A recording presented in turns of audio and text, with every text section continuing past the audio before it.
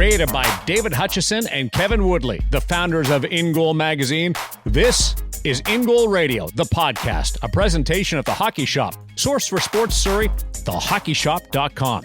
On episode 36, we connect with a guy strolling up the front sidewalk towards the 300 Win Clubhouse. Craig Anderson is just 22 W's from hitting the magical milestone for NHL victories. Our conversation details how stubbornness landed Anderson his first full-time roster spot as a goalie, and how the veteran balances the evolving world of technique. Hello, everyone. I'm Darren Millard. Happy to report that Woody cornered Cam from the Hockey Shop for a gear segment on goalie bags. I requested this, of course, after discovering that my current version was too beat up to make the trip to Vegas and was going to leave equipment strewn from Toronto down to Nevada. I asked for available options, and the boys delivered. Hutch, I'm going to let you know right now, I opted for wheels, and I absolutely refuse to feel less about myself. Is that okay? It's 100% okay. I think I said last time, it drives me bonkers when I hear everybody saying if a kid is going to play, he better be able to pack the gear in. Technology is there for a reason. We don't need to throw our shoulders out, especially us old farts, but even the little kids. So come on. Glad you're doing it. Glad you're not as vain about your vehicle as Woody is about his. Problem is, Woody's trunk is just so tiny he couldn't fit a large bag in there anyway. Woody, I feel like you do look down on me now. I don't. Like I said, I can make all the jokes I want about if your bag has wheels, you don't. I'm 46 years old. I don't have wheels anymore. It's the stupidest thing in the world. The only reason my bag doesn't is because wheel bags are brutal on hatchbacks and sedans. That's all there is to it. I had one trunk. It's those plastic ribs on the bottom. You always end up marking it up. And I have plenty of room in my trunk on my car, Hutch. I can get my full bag and my pads in the back, no problem. Close it easy. Thanks to the folks at Audi Open Road in Vancouver for the great fast ride that still packs all my gear. Screw you, Hutch, and your little little electric version, whatever that thing is with the hamsters behind the wheels. But it's all good. I have no problem with bags that have wheels. It's all good by me.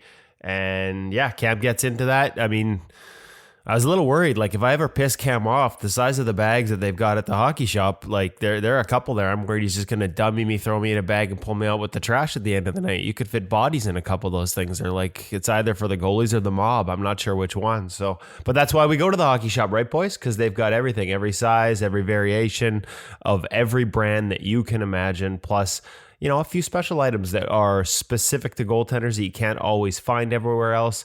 We've talked about a few over the past little while, whether it's, you know, custom knee wraps, the Oniric, I finally said it right, the Oniric leggings, gloves to wear under your gloves, or the latest from CCM, Bauer, Bryans, Vaughn, Warrior, colors, sizes, and a staff that knows how to answer all your questions to make sure you get what you need to play your best.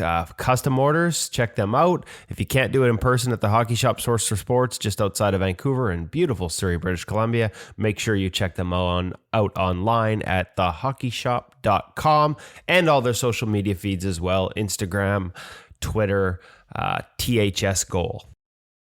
Have you guys, it sounds like I'm the only one that's ever bought a vehicle just for lugging my goal equipment around. A vehicle just for your goal equipment? Yeah, like I switched to a truck a number of years ago just because it was so much easier for lugging my gear. And you drive a little electric vehicle, and it's not a little electric vehicle. It's a Prius V. I fit a family of 4 and all our gear all the way to Edmonton and back a couple of summers in a row. It's not a little electric hamster-driven thing, Woody. Yes, it is. Woody accelerates to pass somebody on the highway and uses more gas than I do for an entire trip. So whatever, bud.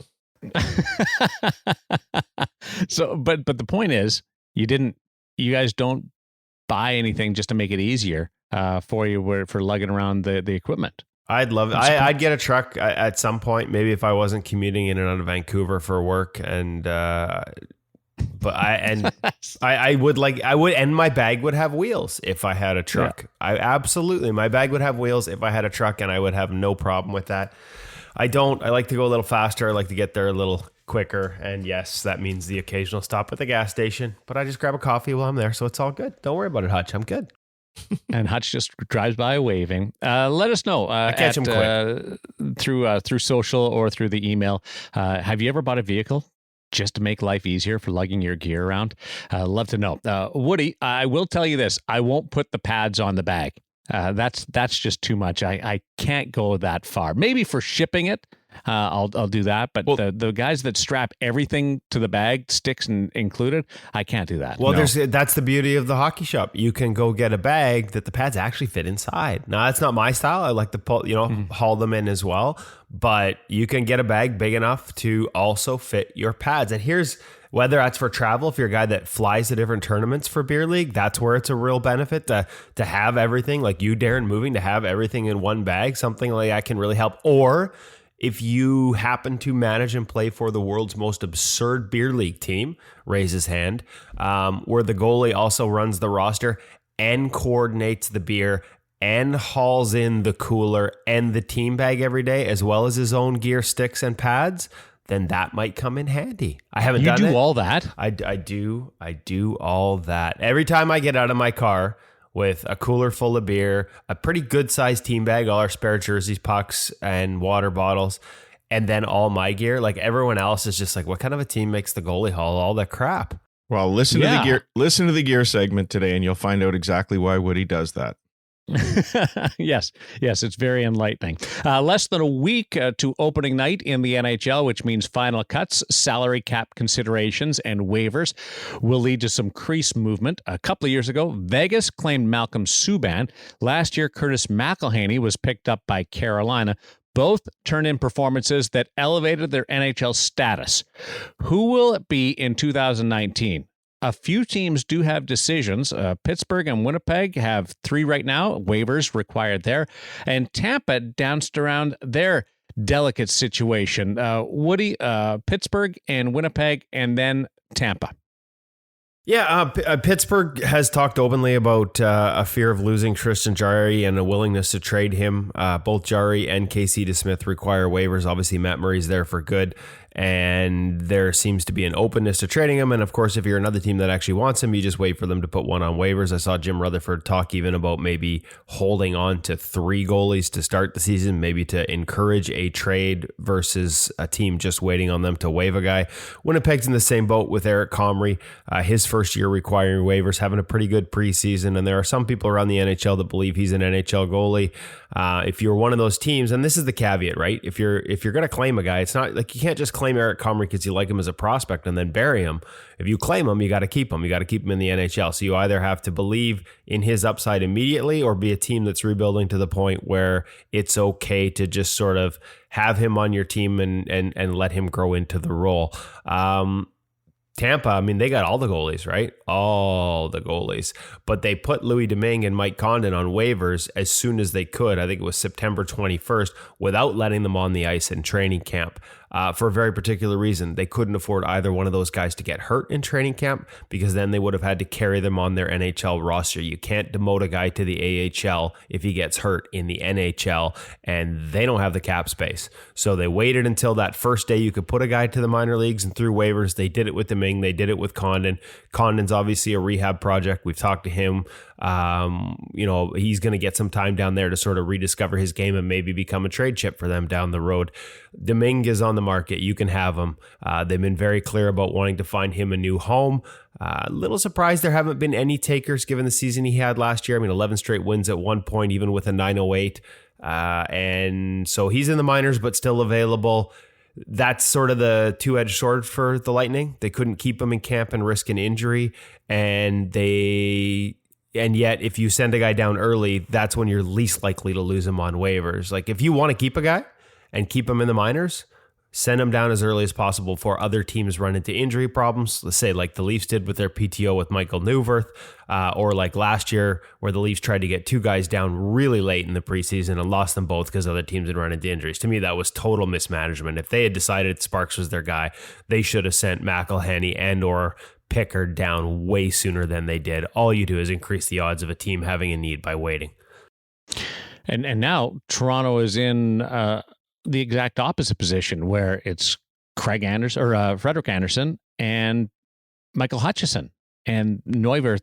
That just didn't work out, and it's starting to swirl around whether Toronto has to take a look at picking somebody up off waivers instead of worrying about losing somebody on waivers. Yeah, and to do that, they basically have to come to the determination probably that they can get Hutchison through waivers and down to the minor leagues because you still need 3. And that whoever you're going to pick up is better. And I'm not sure where they at on that. Obviously, he had a good night the other night, and it's just preseason, but a nice performance. I think 38 saves. I'm not sure where they are on that. Do they see a Tristan Jarry as an upgrade?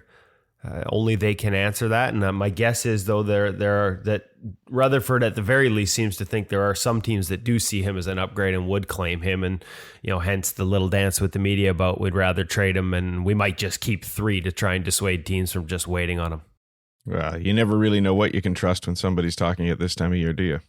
No. You're just trying to stoke the market. You are just purely thinking everybody's out to get us, aren't you? No, but everybody's playing a game. Casimir's in the Toronto system. Your buddy Hutch. My buddy Kaz? Well, yeah, but how about Hutch? I mean, really? Yes, that's true. Yeah. Namesake, although it's spelled different, right? He can't spell, but we'd still like to see him stick in the NHL. Toronto and anybody else with needs? I mean, Florida lost their number one goaltender, or Columbus lost their number one goalie. Florida, yeah, I think Columbus is just loaded with prospects. I'm not sure that they have an immediate need. I think Jonas Korpisalo is going to surprise some people in Columbus.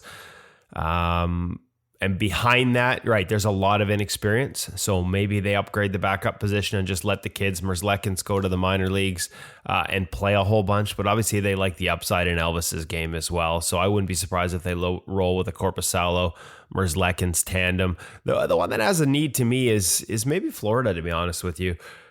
Yes, they got Bobrovsky.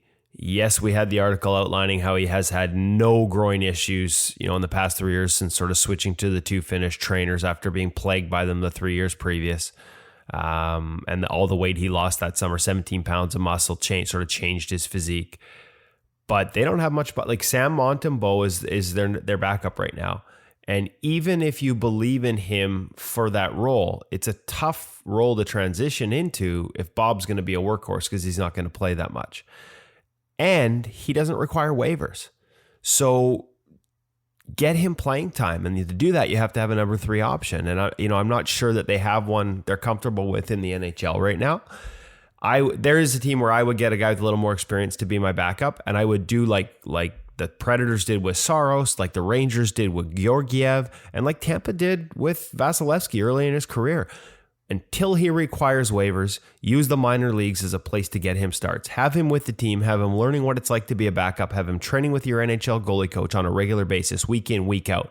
But when he starts to get 10 days between starts, and your number one's going to roll through, say, a Saturday start on the weekend, you swap him with the guy in the minor leagues for a weekend. The guy in the minor leagues comes up, sits on the bench, and your kid goes down and plays 2 or 3 games over a 3 or 4 game stretch. You keep him fresh, but you still make him a part of the NHL team and a big party feature. Like, to me, that's the new model. You take advantage as long as a guy doesn't require waivers. And last time I checked, Montembeault doesn't. They have another year where they could do that, get him playing time and make him a part of the team. Right now, though, it looks like they're just going to keep him around, and that could mean keeping him in mothballs depending on Bobrovsky's workload and depending how Montembeault plays, because he had moments last year, but at the end of the day, he actually finished with, I believe, a lower save percentage than both Luongo and Reimer, who were kind of widely critiqued for the way they played. Hutch, when was the last time you used mothballs? Never. Really? Never. But haven't heard that reference the in a other while. thing you've talked about many times before, Kevin, is having that veteran presence that can sit on the bench for weeks at a time before coming in for a start. And if Florida tries that with Montembeault, is he going to be able to handle that? Because he's probably never been in that position before. It's not ideal. At least they've got a really good goaltending coach in Robbie Tallis. So, there are guys that do a good job of keeping people fresh when they're not playing much. Robbie's one of those guys. So they've got that going for him. But it just, again, to me, this is the new model. We've seen several teams do it. It's not a secret anymore. And It just doesn't make a ton of sense not to take advantage of it. And I shouldn't criticize them early because there's still time for them to grab one of these guys off waivers and do the same. Well, and it's the best of both worlds. You get some playing time, and you're also exposed to the National Hockey League. The paycheck in the National Hockey League, in some cases, is different if you're on a two-way deal, and you get the goalie coach. Yeah, and you're still part of the team. Like, you're still the backup. You're just the backup with playing time in the minors. And the other part of this that people sort of sometimes miss out on is that it's an insurance policy. Like, this is also, it's good to have more. Very few teams, 7 out of 31 last year, made it through an entire season without using all 3 goaltenders. So adding to your depth chart and deepening your depth chart, adding a little more experience in that 2/3 role is never a bad idea. Montembeault, if Bob gets hurt, Montembeault would still be the guy, even if he's in that transition. More like, if he has the higher upside, he'd still be the guy that probably comes in and plays for 2 weeks straight. You just don't want him being the guy to play every 2 weeks. Hutch, a question for you as our voice of reason. If you're just popping down to the American Hockey League, getting a couple of starts, and then going right back up, and you're that guy all year, do the guys in the American Hockey League who are stuck there start to dislike you a little bit? I don't know. It's an excellent question. Haven't been in that position before, but I think everybody realizes he's a prospect that they're looking towards. So I think there have to be situations where there's guys on the team that are recognized as being groomed for the big leagues. And I wouldn't think that would be an issue. It might be a little harder for the veteran that's brought in to be that number 2/3. Yeah. Can he handle that? And what role has he been in before in his career? How's that going to go down in the locker room at the NHL level? That's why I lean on you, voice of reason, Dad, on the InGoal Radio, the podcast. The Ottawa Senators are in the throes of a youth movement. More bluntly, I'd call it a total rebuild. In the last year, the team has traded away Mark Stone, Erik Karlsson, Mike Hoffman, and Matt Duchene, and more. Craig Anderson, however, is still there. 38-year-old is in the final year of a contract that could very well be his last in the NHL. If that's the case, Anderson will leave the way he entered the league, scratching and clawing for each tiny morsel of success. As tough as it is to hold the fort in Ottawa's current stage of this rebuild, Anderson faced equal or perhaps more significant challenges cutting his teeth in the NHL with Chicago during the lows of the Blackhawks. Graduation out of Guelph, the Ontario Hockey League, Anderson won just 13 of 61 appearances. Those 13 wins were scattered over his first 4 years. He didn't exactly burst on the scene. However, here is Anderson, the second winningest American goaltender among active netminders. That's incredible.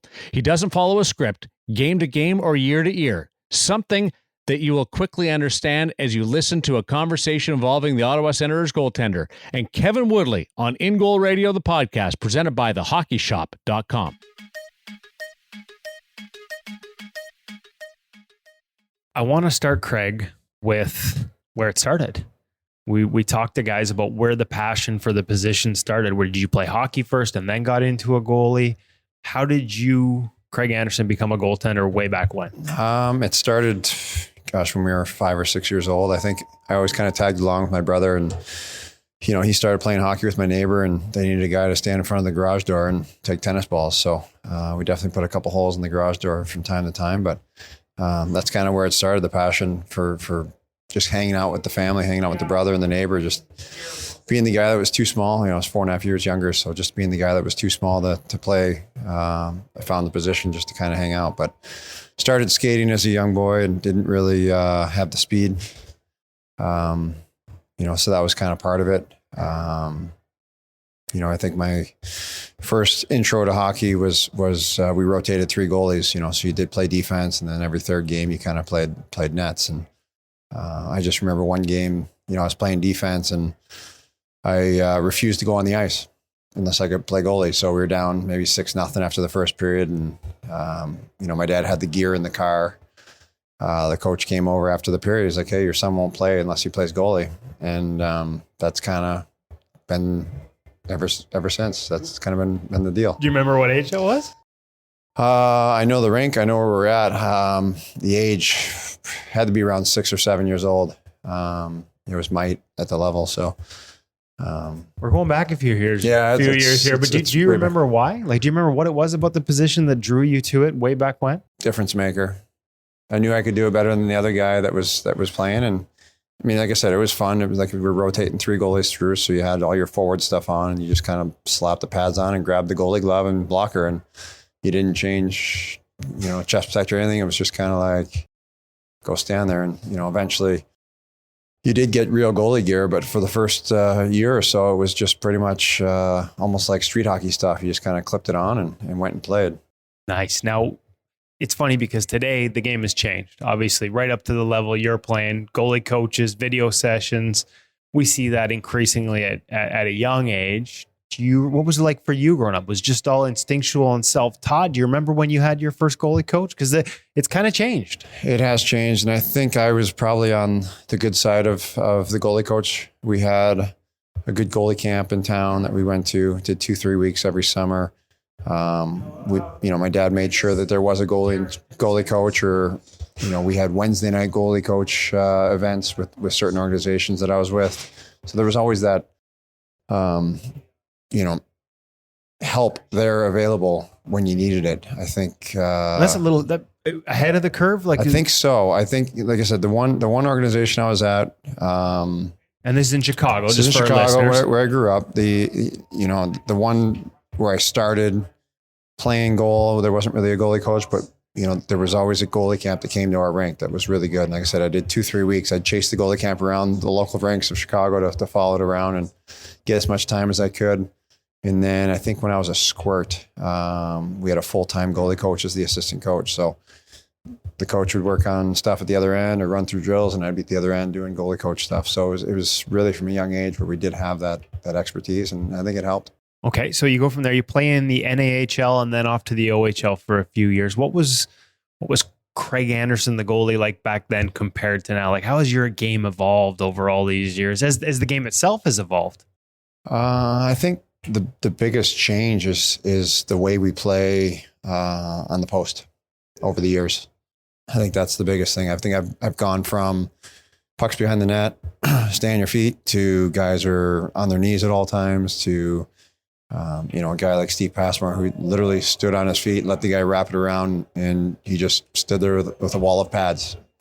There was no going down whatsoever for him, and that's kind of how we started. Even when I got into the NHL level, is don't go down for anything from behind the net, stay on your feet so you can get out quick. Now everything's how quickly can you get from skate on post to the top of the crease, and guys are flying around much better. The guys have been doing it for a lot of years, are doing it a lot better than I am, but it's a work in progress. We work on it every day to try to smooth out that part of my game. It's funny. I watched you and Pierre Grew, obviously the goalie coach for the Ottawa Senators, today working on a little post-play stuff. And he said it arose just from a certain situation that happened the other day in a preseason game. So here you are after all these years in the league, and a situation presents itself in a game that's a little different, or that you maybe didn't have a comfort level with.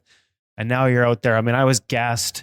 I was tired just watching the work you guys were doing on the post. Here you are a couple of days later, repping it out to get comfortable. Is that what the process is like at this level? Like finding little details and little situations and just making sure you have a sort of an idea or a system or a comfort level with how to play that one? It comes down to comfort level. I think I watch, I get started a few years back when Andrew Hammond came through, and he did a lot of the skate on post play, and you start to try to incorporate it, but it's not natural to me. I haven't been doing it since I've been 10 years old. I don't feel comfortable just popping into it.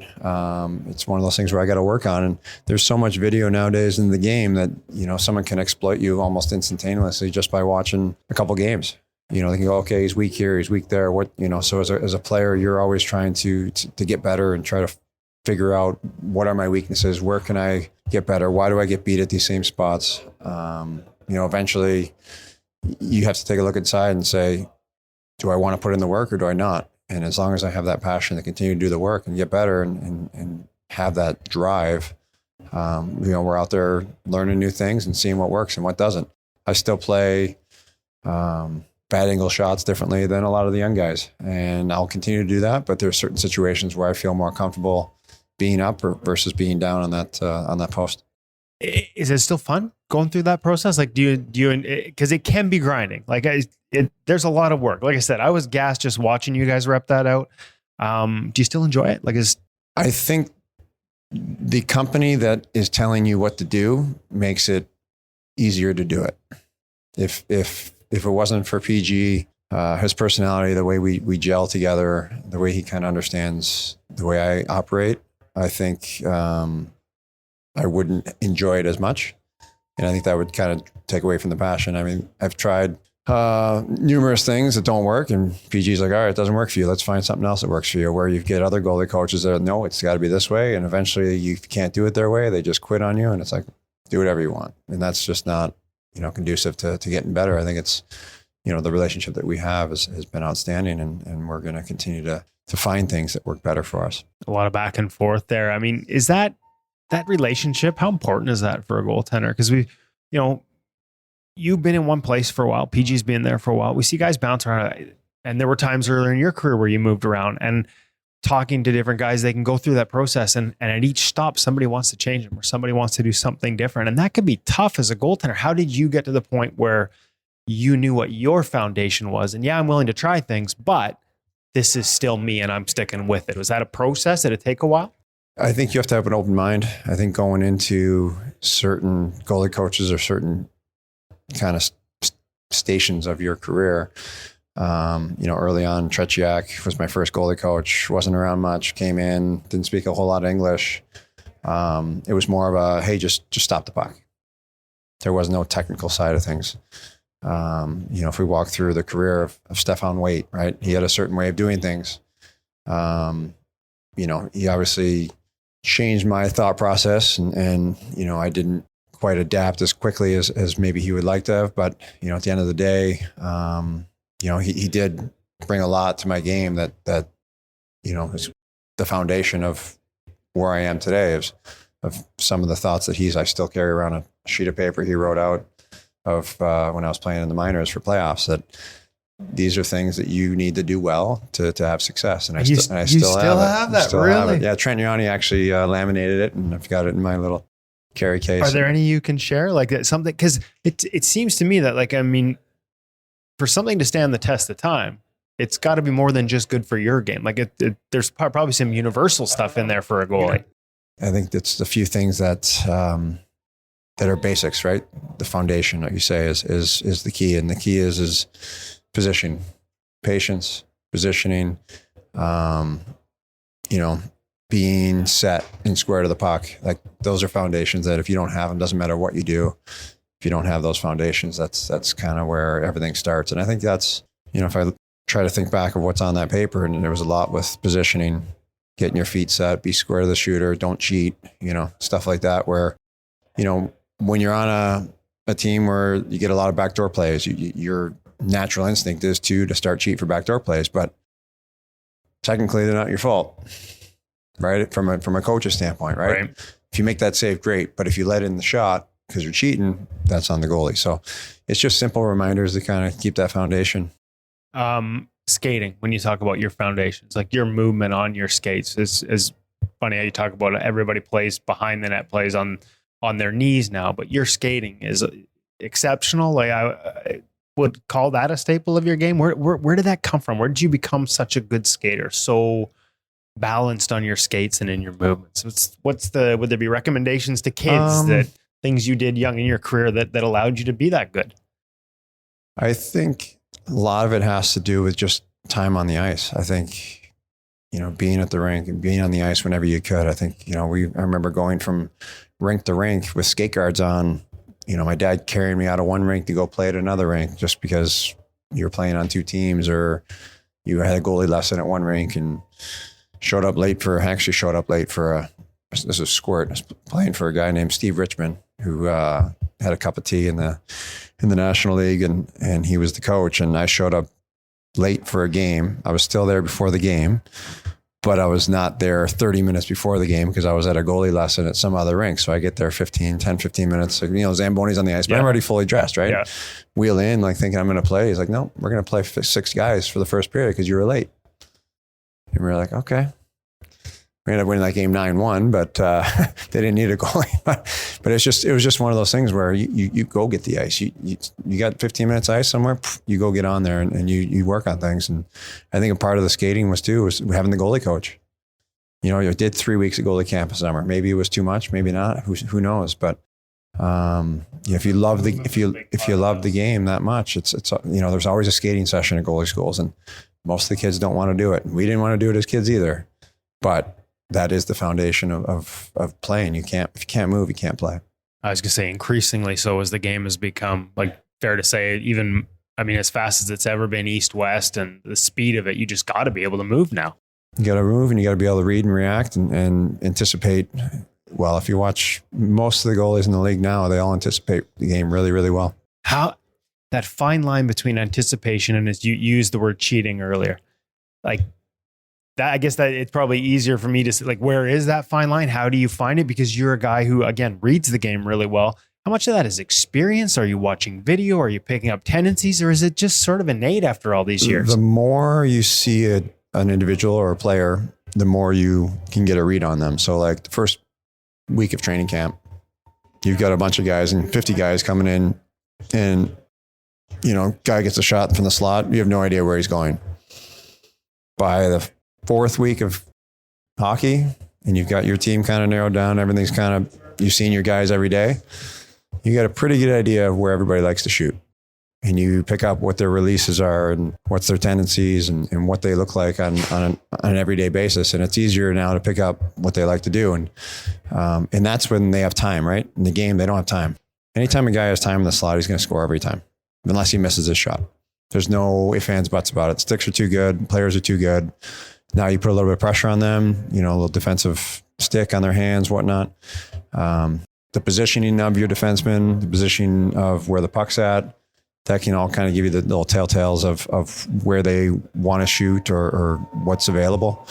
I think Jonathan Quick had an article not too long, maybe a couple of years ago, about the anticipation of a goalie. Yep. And what the D's doing gives him a read of what he's supposed to be doing. And it's no different. Everybody has to kind of learn what works for them and how they anticipate. But I think that's one of the main things is reading off the pressure of what's available from your defensive, what they're giving up. So you're reading other players, other tendencies, but also how your defensemen are going to force those tendencies. And there's a trust element involved in that too. 100%. You guys have to be on the same page, and as far as goalie and defenseman. And I think that's one thing that comes with time. The longer you play with guys, the more you know their tendencies. I think, a few years back when we had a really good, all three of us I think it was a shortened season, and we had 3 goalies, and we all had good numbers that year. But it was easy to anticipate. We had D that pressured hard and pressured early, which allowed the goalies to read and react easily and make their own reads.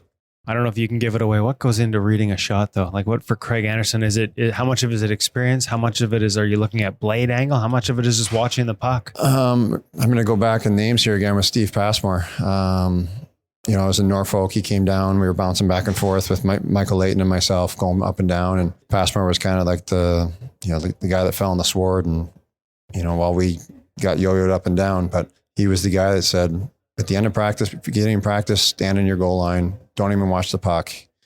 Watch the body and just see what the body's doing. If you don't stop any, it doesn't matter. You're not trying to stop the puck.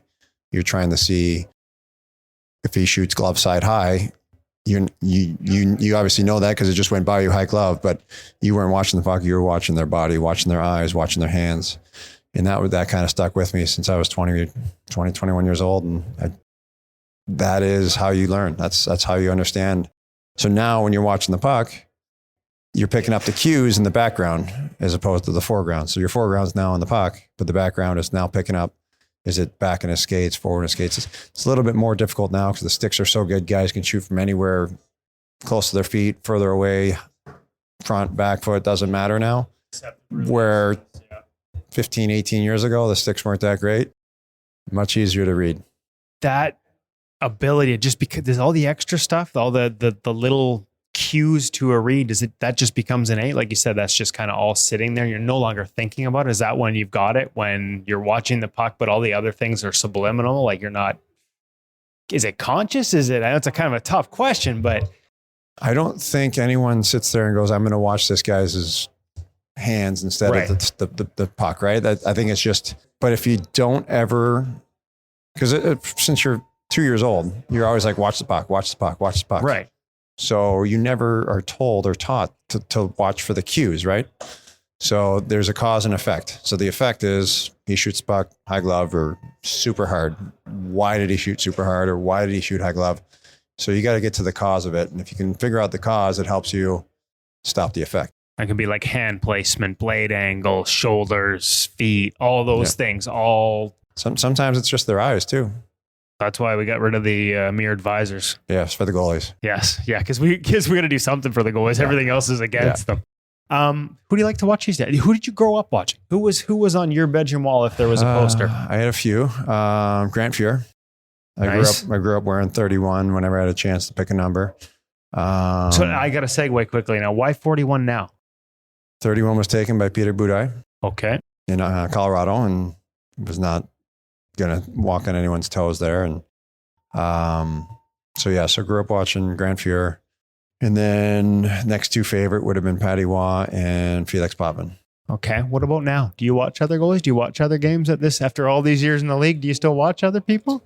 I think we watch enough film that we don't have to actually sit down and watch a game. But, there's certain guys that are more fun to watch than others. The guys that aren't afraid to roll around, two-pad stack. And, those are the guys that are exciting to watch because you just don't know what they're going to do. And, I'd like to think that I'm still a guy that stands up on bad angle shots, and you just don't see that anymore. So maybe guys like watching me, who knows?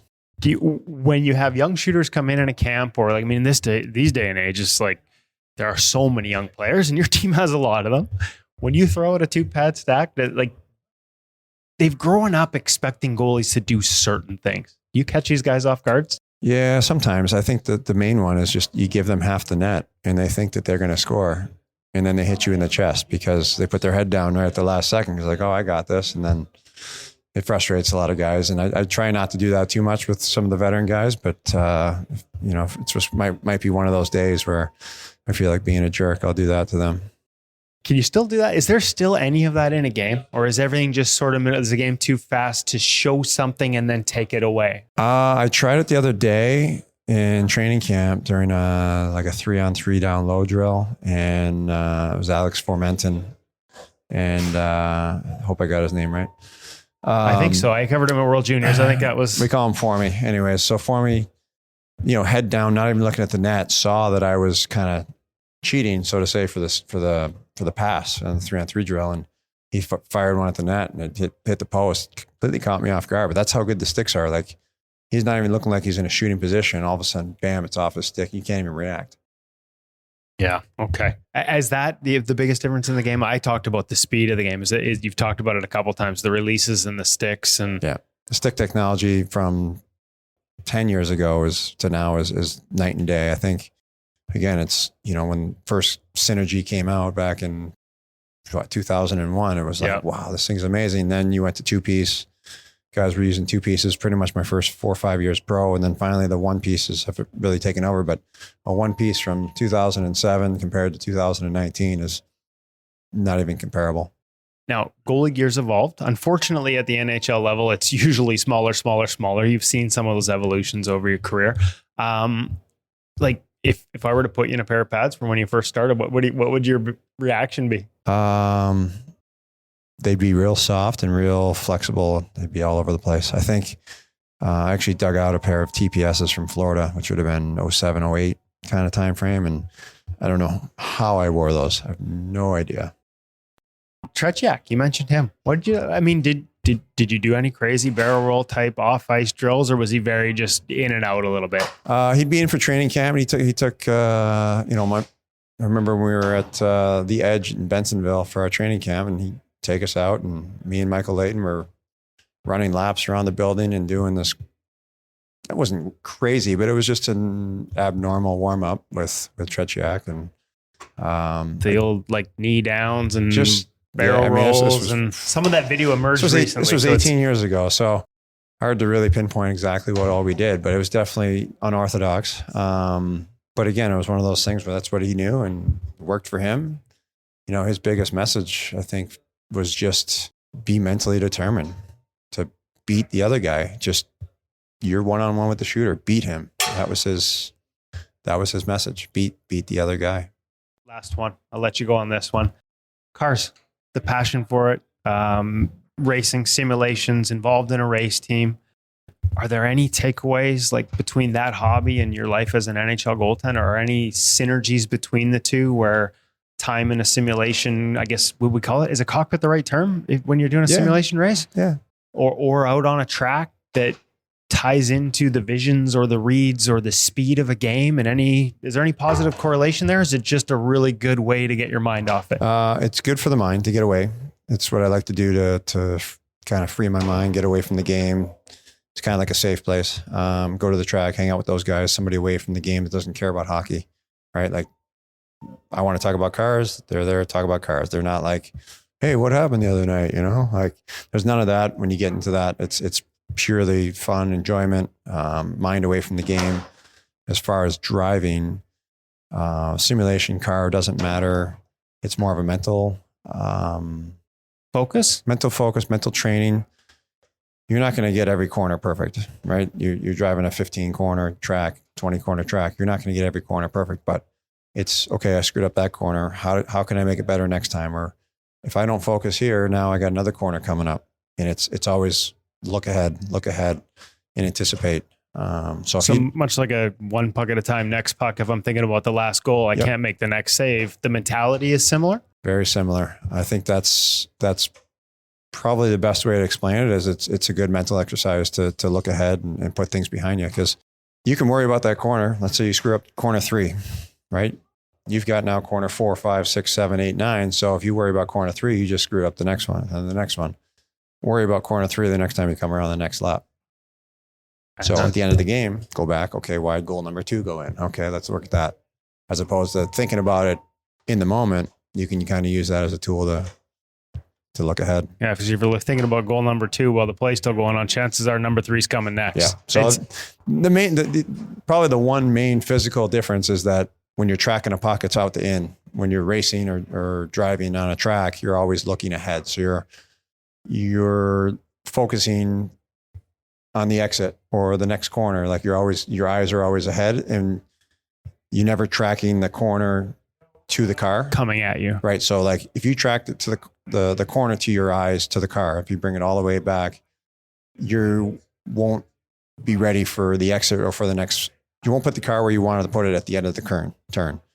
Whereas in hockey, if you don't watch the puck all the way in, you ain't going to stop it. So you got to train the eyes differently. That's probably the main difference physically. But so I'm so used to tracking everything. So my biggest problem when I get on track is that I turn in, I'm looking at the corner ahead, but then when I get to the corner, I'm still staring at the corner instead of staring at the exit point. And that's hockey creeping into your driving. Correct. So again, it's one of those things where the corner. When you talk to a race instructor or a driving instructor, he's like, you already know the car's there. Like, don't worry about it.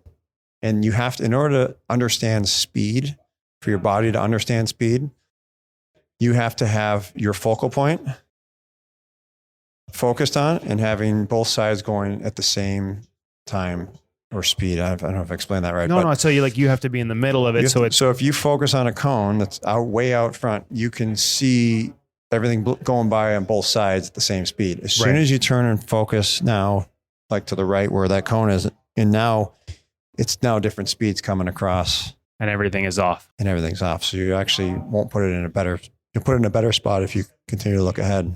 Wow. Yeah. Again, I don't know a whole lot about driving. Is this something you want to do when hockey's done? Like, will you make that shift and do more of it? I know you're involved. You're involved with teams as well, like on ownership or. So we've got not so much an ownership, but a partnership with a group out of Calabogie, Tooth Autosport, and we have multiple vehicles that I own a couple. There's other guys in town that have a couple, and we they either rent them out or the owners drive them, and their support, their coaching, their crew in the car, they're making sure it's ready anytime they need it. it's just, you have to have a team. Again, it's going back. If you don't have a team, you can't do it. Same thing in hockey. You can't do it by yourself. Every once in a while, there'll be a guy that shows up, one man show, but he's not going to be very competitive. Right. Okay. Hey, listen, Craig, this has been way longer than I planned. I appreciate your patience with me and all your insights. I know our listeners are really going to enjoy this. So thank you very much. Awesome. Appreciate it. Thank you.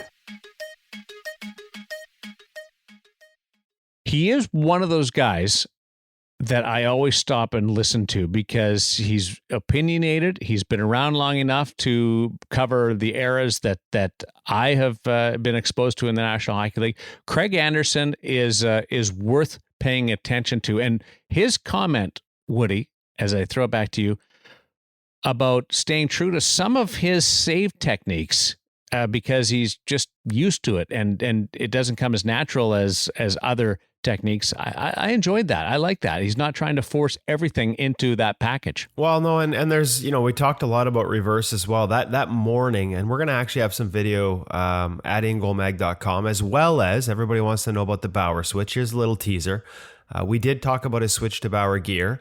And rather than include that in the podcast, we're going to make you go to the website because I've got some video of him in the gear and some of the features of the models he chose and him talking about why in the process of getting into it. So make sure you check out InGoalMag.com this week. But they repped out a certain reverse VH play where it was like a puck banged off the side of the net and then got passed out. And it was him and Pierre Grew, PG, just walking through it, getting comfortable with different situations. One of the reasons, like, he goes boot inside post for his RVH, there's just a physical limitation. Like, he didn't start doing reverse VH at a very young age. He can't go skate on post and get a good seal. Like, there's just not that range of motion. And this is a guy who, like, I really wish some of our conversations after the record button stopped could also have been captured. Like, he talked about neutral pelvis and how he has been working on obtaining a neutral pelvis and using a neutral pelvis through his stance since 2004. What does that mean? And having hip surgery, sort of. We see a lot of it. We've seen a lot of it. It's become more of a theory in terms of biomechanics and training. It's sort of tucking your pelvis. The Swedes call it belly in, balls out. In terms of setting your pelvis, because it gets rid of that anterior tilt through the back and that bending in the lower back, okay, yeah. which can cause problems in the hips, shuts down the front of the hips, causes all kind of problems. Anyway, so just physically, he's not able to get into the reverse that a lot of people might see as an ideal reverse. And so he has to adapt around that. And so, like I said, we were going to do riding in Kevin in cars with goalies again. He ended up coming back. They had a practice at UBC and we drove back to Vancouver, but Craig was so gracious with his time on game day where he wasn't going to play.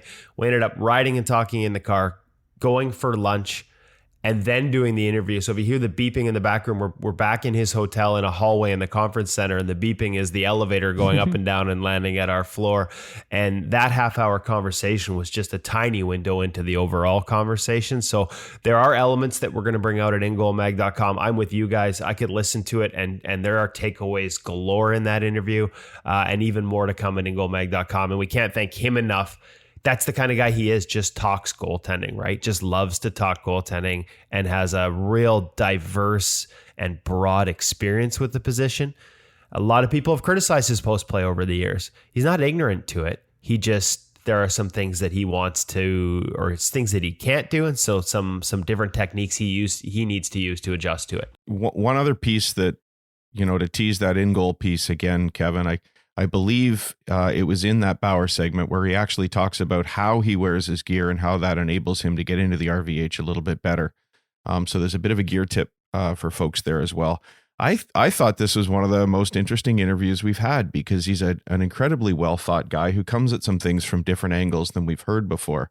I mentioned offline that the fact that he could name a specific model of player stick and how it affected the evolution of the technology, I thought was fascinating. I mean, we all talk about how sticks have influenced the games, but I think his take on it was different than anything I've heard before, that it's not just about shot velocity, but it's how you're able to get shots off now in a more deceptive way.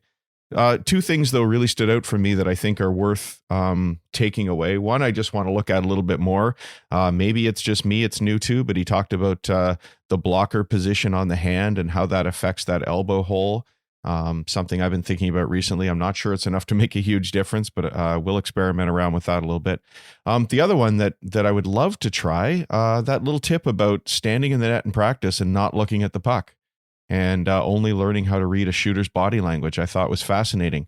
I would not suggest that all the minor hockey goaltenders out there just decide to step in the net and not look at the puck without letting your coach know what's going on or talking to your coach about it. But it's a fascinating piece that I'd love to try.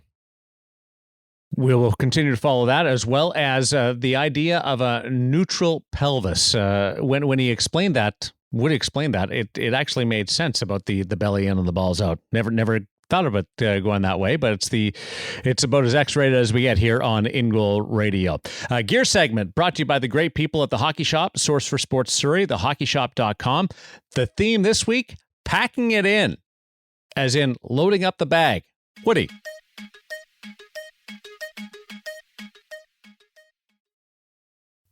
Welcome back to the Hockey Shop, source for sports out here in beautiful Surrey, British Columbia, suburbs of Vancouver. If you ever have a chance to catch them in person. If not, make sure you check them out at thehockeyshop.com. We're down in what I call Goalie Heaven, the basement, an entire floor dedicated to goaltending with the guy running it, Cam Matwiv.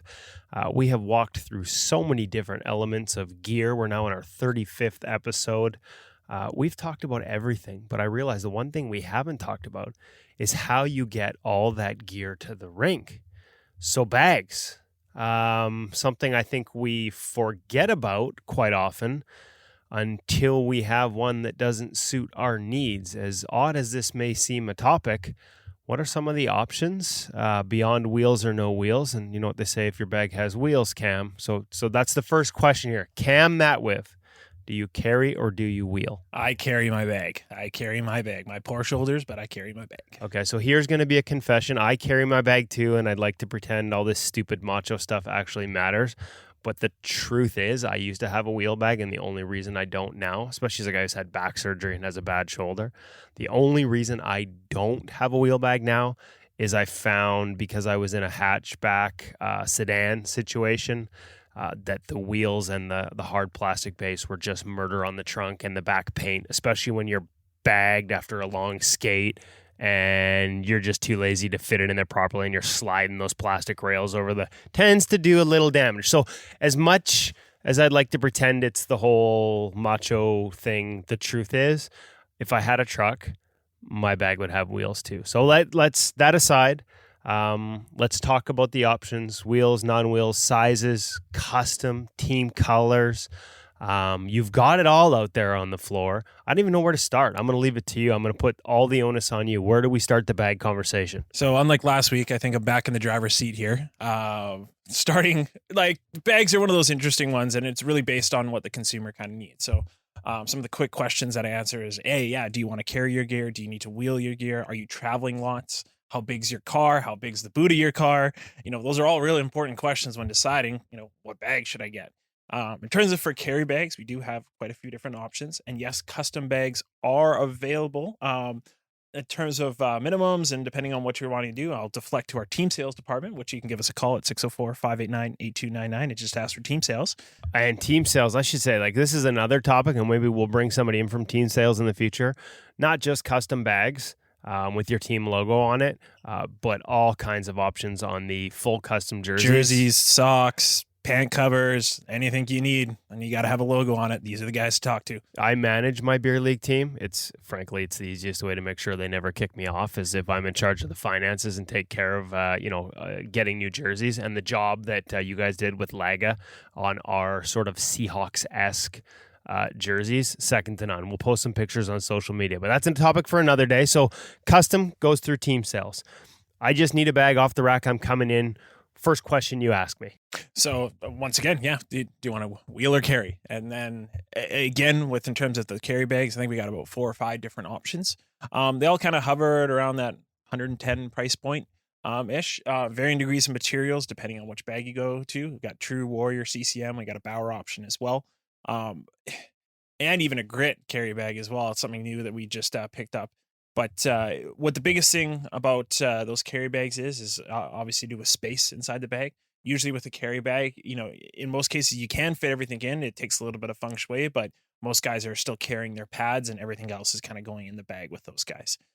So that's a big question, whether you want to put your pads in the bag or carry them separately.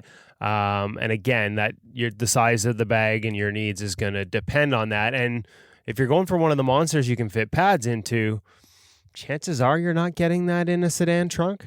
No, so that's when you start to look at A, the wheel bags, and B, they do tend to start to take up quite a bit more room. Now, I will say like the biggest bag that we carry that will fit everything in is we have a CCM Pro wheel bag, it's called. It's massive. Like, I don't think it gets much bigger. I think if we go through the Instagram on our old feed, I think there's a picture of me actually sitting in the bag all zipped up with just my head poking out. See if we can find that for the good old Insta post. But so not only can you get all your gear to the rink, pads included, wheel it in there, no problems, less stress, just easy peasy. But if some guy happens to hit you in the face with a clapper from close range and leave you bleeding, you could probably fit his body in the bag on the way out and wheel it out without anyone being the wiser. I'm not going to condone the use of our wheel bags in that way, shape, or form, but hey, you do you with it after you're done. But that said, there's still a couple more options beyond that CCM. We do have a nice big Brian's one. Also comes in an intermediate version, which is quite nice for the kid that needs a wheel bag and needs a lot of extra space, but doesn't quite need a full senior bag because they are a bit ridiculous for anyone who's under 12, 13. That said, one of the more questions we get kind of asked a lot, we do carry the Grit Sumo Tower bag. That is a bag where you can basically organize all of your gear and have it set up in front of you, almost like a locker. Your pads do strap to the outside, but the thing is, the bag does weigh about 50 pounds unloaded, sort of thing. So it really is like a portable locker. Yeah, weight and all. Yeah, so just be prepared that you got to kind of do a little bit of heavy lifting here and there. Wouldn't fit in the back of a Civic, put it that way. Okay, so your vehicle matters in terms of size, whether you want to get your pads in. I guess basically the size of you as a goalie and how much equipment you're wearing. Like you said, young kids probably don't need a senior bag to get everything inside. Do we have any specials going on? I believe we still have some Bauer Premium wheel bags left, and I think they're on sale for $109. I would have to double check and see how many we have left. I know we're getting pretty lean on those, but that's kind of our big sale bag right now. Other than that, everything is kind of regular price for now. Okay, and is this a time of year when guys are looking for bags? Is this when is bag where you get back to the rink and you realize yours is falling apart? No crap, I got to get one. That's kind of more how the cycle goes. Yeah, they're unfortunately the way bags are is that you'll see zippers blow and this, that, and the other, and usually it's time for a new bag. But every other day there's somebody asking for a bag. I wouldn't say there's a hotter time than others for that, for sure. Okay, perfect. Cam, thanks for your time. I enjoyed talking about bags with you. Bag away. Thank you. That was a request by me that you embraced, Woody, and I appreciate that because it was timely and I needed it done. Yeah, and you're probably not the only one, so it makes it's a good thing. I think most people have most of their gear ready to go, maybe buying a few things here and there as the season starts and they find out something else is worn out. And I think bags kind of fit that, right? You don't it's like one of those things you don't think about, and all of a sudden you go to throw your stuff in, you're like, there's a little hole, or you need a new one, it's just worn out, and now's the time to buy it. And make sure you check out our friends at The Hockey Shop and thehockeyshop.com for all your goalie bag needs. And the team services idea is great too, because that comes in handy with all the specialized team bags and team colors and everybody looking the same and going down that path. Yeah, no, and they do have a great team services department. I promise I will post on social media our jerseys, for example, out here in Vancouver, my beer league team. When I joined them, they were 20 years in. I've been with them now for 12, ever since I started playing, I guess. So they are the Hawks. And you can be the Hawks in Vancouver, but after the rivalries between the Canucks and the Blackhawks, it's kind of like, we don't want to be those Hawks. We don't want to be, headdress Blackhawks. And yet most people here in Vancouver are also Seahawks fans. So we created a jersey that is basically the Seahawks logo with a Jofa on top. and like everything else matches, like the Seahawks, the 12-man feathers down the side, the Seahawks collars, Seahawks lettering, Seahawks numbers. And they created those jerseys for us. So we basically, and the amount of comments we got on those jerseys when we go play, we basically have Seahawks jerseys, a hockey equivalent, and matching socks. So we got a few guys on our team that think it's a little too try-hardish of us, like that we're a bunch of try-hards and they refuse to wear the matching socks. Certain guys just don't want to look like they're trying too hard, but they do a great job. If you want to look stylish, if you want to look like pro level team, they've got people that can take care of you in team sales and team services. I would think that we're not going to post a picture of that jersey on social. I think we're going to post a picture of Kevin attempting a 2-pad stack while wearing that jersey. And we've got him. And the mask is good too. Can you actually see the jersey on that one? Because I'm all twisted and contorted, guys. Well, you certainly can't see the logo because it's face down on the ice. But yeah, I'm not. I am a modern goaltender. I will admit this. I do not know how to do a 2-pad stack. It's usually. The question is, how are you going to look like a try-hard goaltender this year when your matching CCM E-Flex 4s are now in the Ontario Hockey League? Yeah, this is the life of InGoal. Chances are I have something else that matches good enough in the garage still. Do you wear socks, Woody? Hutch? Do you guys wear matching socks to your uniform that you're playing in? No, never have. It's hard enough to get dressed. Do I really need to add a layer? Yeah. Good solid. Although my gear tip of the day, Junior Hutch wears socks because you put the socks over the knee pads, you put a strip of sock tape just underneath, and now those knee pads won't slide down. Yeah. It's there's a really, really practical part of it. I always thought Marty Brodeur was way ahead of the game when he just used the sweats that looked like socks. And he sort of killed two birds with the one stone there. I used to do that when I first started. I just wore sweatpants. When I first learned how to play goal, I just had sweatpants and stuff. Now I would suggest, it's funny because this goes back to another conversation we had on the gear segment with the Hockey Shop a couple of weeks ago when they brought in the Oniric brand of leggings with the built-in sort of skate cut-proof material from the ankle sort of up to mid-calf. And there's a lesson here, and I've got some NHL guys now that are double layering this, where they will have cut-proof socks and also on top of that, an extra layer of cut-proof, whether it's Oniric or CCM makes an undergarment that has a built-in cut-proof over the back of the heel. And the reason, at least for one case, is I talked to him last week, Richard Bachman of the Vancouver Canucks, who had his Achilles severed by a skate midway through last season, while wearing cut-resistant socks. He now double layers. That one layer is often not enough. As sharp as these things are, they're like razor blades on feet. Guy stepped down, came across the back of his leg, went right through the sock and severed his Achilles right down to a couple strands. I'm surprised it doesn't happen in beer leagues, men's league more often, with everybody crashing into each other and stepping. And I mean, that's the most dangerous part of the game. And I agree with that whole double layering, including wearing danglers, which you two have yet to jump on board. Right? We're not the wisest. No, but you are the goalie gurus, and that's why we listen to you and go to ingoalmag.com as well, because you know where it's at. Next week, we welcome in the start of the National Hockey League season. St. Louis will raise the Stanley Cup banner on opening night, which will offer another reminder of just how far Jordan Binnington has traveled in less than a year. Binnington and Craig Anderson are great examples of athletes who took a while to find their stride, but stayed true to their belief in themselves. And it's that lesson that we leave you with today. Thanks for Craig and Cam and their contributions to episode 36. On behalf of Dave Hutchison and Kevin Woodley, I'm Darren Millard, reminding you there is no such thing as a bad rebound. It's proof you made a stop, and it sets you up to pad that save total. Goodbye for now.